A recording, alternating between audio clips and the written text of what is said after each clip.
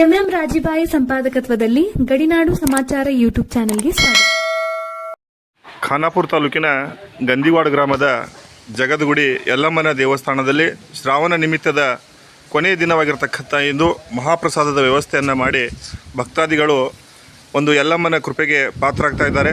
ಅದರ ನೇರ ದೃಶ್ಯಾವಳಿಗಳನ್ನು ತಮಗೆ ತೋರಿಸುವಂಥ ಒಂದು ಪ್ರಯತ್ನವನ್ನು ಮಾಡ್ತಾ ಇದ್ದೇವೆ.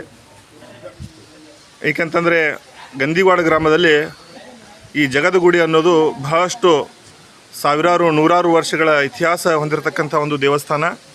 ಇಲ್ಲಿ ಅನೇಕ ಜನ ಭಕ್ತರು ತಮ್ಮ ಹರಕೆಗಳನ್ನು ತೀರಿಸಿಕೊಳ್ಳಿಕ್ಕೆ ಬೇರೆ ಬೇರೆ ಗ್ರಾಮಗಳಿಂದ ಬಂದು ಪೂಜೆ ಸಲ್ಲಿಸಿ ತಮ್ಮ ಹರಕೆಗಳನ್ನು ಇಷ್ಟಾರ್ಥಗಳನ್ನು ಪೂರೈಸಿಕೊಳ್ತಾರೆ.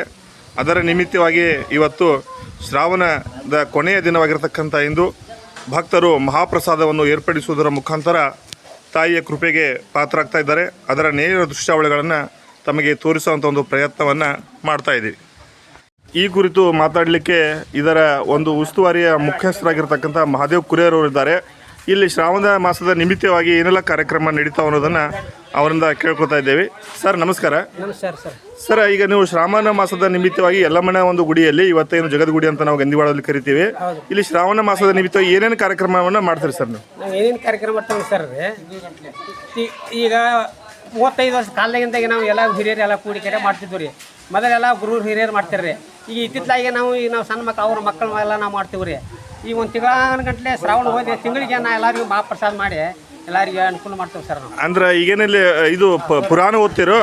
ಹಾಂ, ಪುರಾಣ ಓದ್ತೇವೆ ರೀ. ಪುರಾಣ ಓದ್ತೀರಿ. ಆಮೇಲೆ ಈ 3 ಸ್ವಾಮಿಗಳು ಇದ್ರು 3000 ಮಠದ ಹೋದಾಗಲಿ ಅಥವಾ ಎಲ್ಲ ಓದ್ತೇವೆ. ಆಮೇಲೆ ನಿರಂತರವಾಗಿ ಭಜನಿ ಕಾರ್ಯಕ್ರಮಗಳು ನಡೀತಾವೆ. ಕಾರ್ಯಕ್ರಮ ಕಾಯಂ ನಡೆಸ್ತೇವೆ. ಆಮೇಲೆ ಇವತ್ತು ಮಹಾಪ್ರಸಾದ ವ್ಯವಸ್ಥೆನ ಮಾಡ್ತೀವಿ. ಕಡಿ ಶ್ರಾವಣ ಅಂತ ಮಹಾಪ್ರಸಾದ ಇಟ್ಕೊತೀವಿ. ಓಕೆ ಸರ್, ಧನ್ಯವಾದ.